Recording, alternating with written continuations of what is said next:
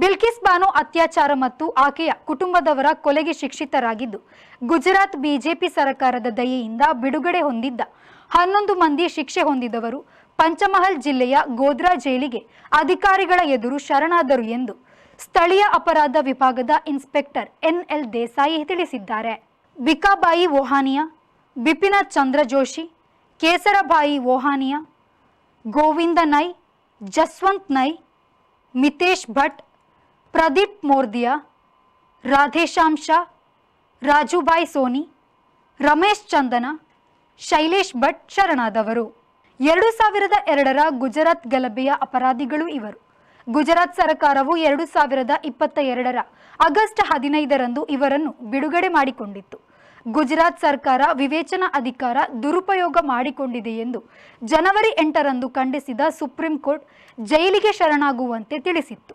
ಕಾಲಾವಕಾಶ ಕೇಳಿದ್ದನ್ನು ಜನವರಿ 19ರಂದು ನಿರಾಕರಿಸಿತ್ತು. ಹಾಗಾಗಿ ಅಪರಾಧಿಗಳಿಗೆ ಜೈಲಿಗೆ ಶರಣಾಗದೆ ಬೇರೆ ದಾರಿ ಇರಲಿಲ್ಲ.